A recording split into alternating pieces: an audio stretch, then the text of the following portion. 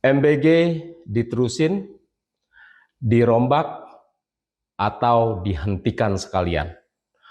Halo warganet Jakartans, hari ini gua mau ngajak kalian ngomongin satu program yang dari awal udah bikin pro kontra banget. Program makan bergizi gratis alias MBG. Gua mau mulai dengan pertanyaan simpel. MBG ini beneran buat gizi anak-anak atau jangan-jangan lebih mirip proyek politik dan proyek anggaran? Ini pertanyaan yang fair, karena kita lagi ngomongin uang rakyat, dan angkanya bukan main-main. MBG sekarang ngabisin sekitar 700 sampai 900 miliar rupiah per hari. Hampir 1 triliun sehari. Gue ulang, per hari, bukan per bulan, bukan per tahun.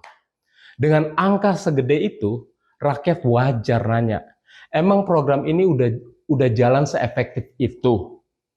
Gue mau tegasin dulu, gue bukan anti MBG.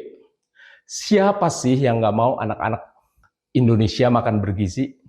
Semua mau anak-anak sehat. Semua mau stunting turun. Semua mau kualitas SDM Indonesia naik. Jadi masalahnya bukan di tujuan. Masalahnya ada di cara menjalankan. Karena program sebagus apapun, kalau desainnya salah, ya bisa berantakan. Sekarang lihat model MBG hari ini. Ada dapur besar, ada vendor besar, ada distribusi besar, ada Badan Gizi Nasional. Makanan dimasak di SPPG, dikemas, diangkut, dikirim ke banyak sekolah, baru dimakan. Masalahnya, semakin panjang rantai distribusi, semakin besar resikonya. Makanan dingin udah pasti bisa basi, terkontaminasi, dan kita udah lihat akibatnya.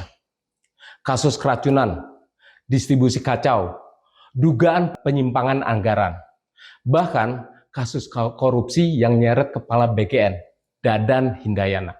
Jadi wajar publik bertanya, ini masalah orangnya atau emang desain programnya yang salah?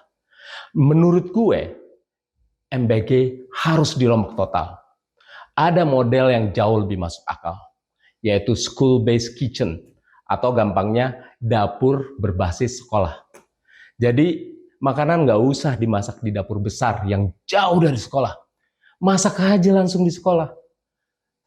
Atau satu dapur kecil bisa buat 2 atau 3 sekolah yang berdekatan. Termasuk juga buat bayi balita, buat ibu hamil dan ibu menyusui di sekitar wilayah tersebut.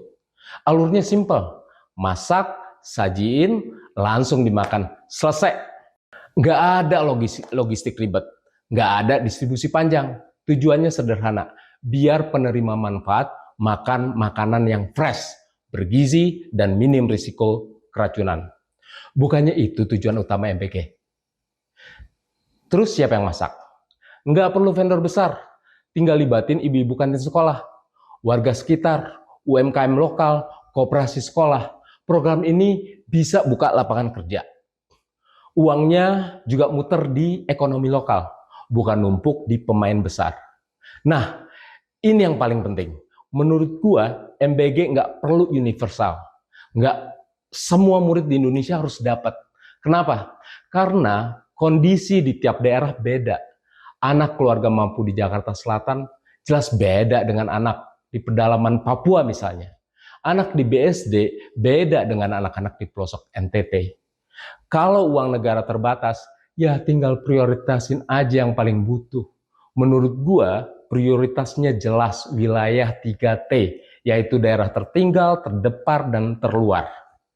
Daerah dengan akses yang pangannya susah, stunting tinggi, kemiskinan tinggi, di situ negara harus hadir duluan. Sebelum MBG jalan, pemerintah kudu mapping dulu. Sekolah mana yang layak dapat, daerah mana yang paling butuh, pakai data, bukan target politik. Lihat kemiskinan, stunting, akses pangan, dan kerawanan gizi. Lalu, gimana dengan Badan Gizi Nasional? Kalau modelnya diubah kayak gini, BGN nggak perlu sebesar sekarang. Kalaupun tetap ada, cukup jadi regulator, pembuat standar gizi, dan auditor nasional. Udah, nggak usah ngurus dapur, nggak usah ngurus vendor, nggak usah ngurus distribusi. Operasionalnya biar sekolah dan Pemda yang jalanin. Pusat cukup ngawasin, lebih ramping dan lebih efisien. Kalau pemerintah tetap ngotot pakai model yang sekarang, publik berhak curiga. Jangan-jangan MBG ini bukan lagi masalah gizi. Jangan-jangan ini cuma proyek bancakan anggaran. Atau bahkan buat kepentingan elektoral 2029. Buat pencitraan dan jualan politik. Kalau sampai begitu, menurut gue, kita harus berani ngomong tegas. Mending MBG dihentikan aja. Dan kalau perlu, Badan Gizi Nasional dibubarin sekalian. Jadi buat gua, pertanyaan terbesarnya bukan MBG ini bagus atau enggak. Pertanyaan yang lebih penting adalah MBG ini beneran dijalanin buat rakyat atau buat kepentingan politik. Kalau enggak, rakyat berhak bilang cukup.